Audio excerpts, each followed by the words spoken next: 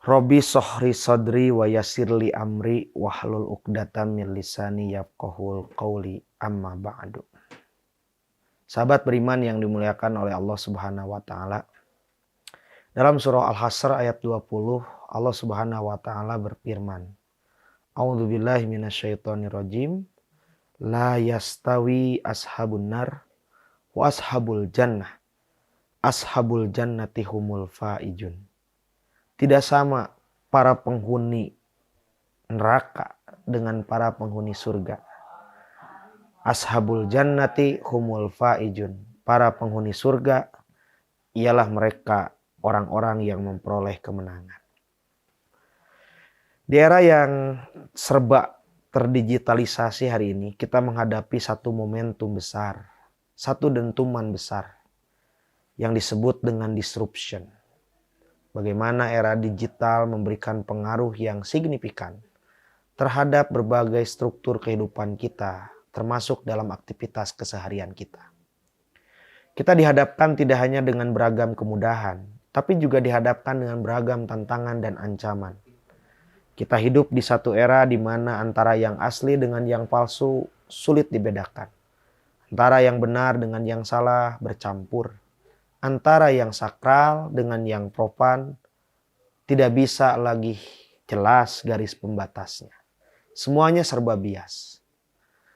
Maka tentu berbagai gejolak kehidupan ini mempengaruhi bagaimana mentalitas, bagaimana mindset atau pola pikir. Termasuk juga bagaimana keterampilan sosial yang kita miliki. Maka tentunya Islam memberikan solusi agar kita tidak resisten dengan perkembangan teknologi yang ada.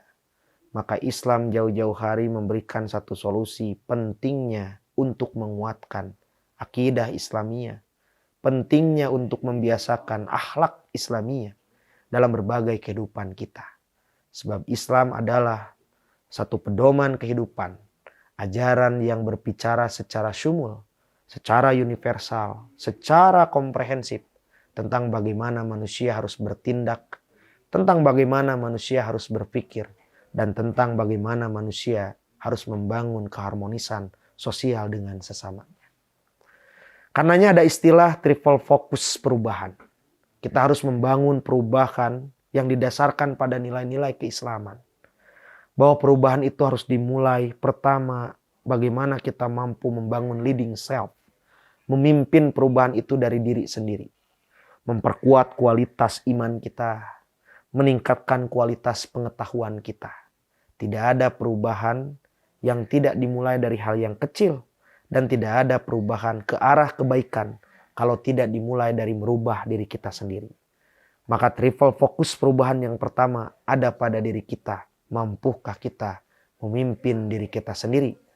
Sebab sebagaimana sabda Rasulullah, kullukum ra'in wa kullukum mas'ulun an ra'iyatihi. Setiap orang adalah pemimpin, maka setiap pemimpin dia akan al-mas'uliyah, akan dimintai pertanggungjawabannya. Mampukah kita bertanggung jawab dengan diri kita sendiri? Maka tatkala kita mampu meningkatkan kualitas iman dan pengetahuan, memimpin diri kita, maka perubahan yang selanjutnya dalam rangkaian triple focus tadi, kita harus mampu leading others, memimpin orang lain, menguatkan kualitas amal soleh. Bagaimana Rasulullah SAW memberikan teladan yang sangat luar biasa. Penting bagi seorang yang beriman kepada Allah dan hari akhir untuk memperhatikan saudara-saudaranya, memperhatikan tetangganya, memuliakan tamunya, intinya. Bagaimana dia mampu membangun empati sosial. Empati sosial akan terbangun kalau kita memiliki kualitas amal soleh yang terbaik. Kualitas amal soleh inilah yang menjadi modal bagi kita setelah kita memimpin diri sendiri untuk kemudian leading others, memimpin orang lain. Dan puncak dari perubahan itu yang ketiga, pada saat kita mampu memimpin diri kita, leading self, memimpin orang lain, leading others, maka pada akhirnya kita akan mampu membangun leading system. Bagaimana dengan mentalitas kepemimpinan yang kita miliki akan memberikan dampak yang luas terhadap orang-orang di luar kita. Maka itulah yang disebut dengan kualitas sosial. dan kualitas kerja kita. Bahwa semesta kehidupan akan mengantarkan manusia untuk membangun kolektivitas dan konektivitas. Bahwa pada akhirnya manusia yang mampu membangun leading system tadi adalah mereka yang mampu menebarkan kebermanfaatan terhadap sesama. Khairun nas anfa'uhum linnas. Sebaik-baik manusia adalah mereka yang bermanfaat terhadap manusia yang lain. Maka level perubahan ini harus dimulai dari bagaimana kita membangun perubahan pada level nafsiyah personal kita. Kemudian tangga selanjutnya pada level ahliyah, keluarga, atau dalam konteks interaksional. Yang ketiga pada level yang sifatnya jam'iyah, institusional. Yang keempat, tangga keempat pada level yang sifatnya ummah, sosial.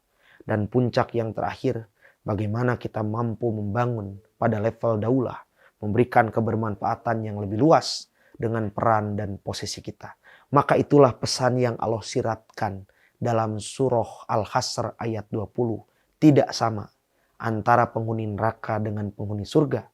Penghuni surga adalah mereka yang memperoleh kemenangan.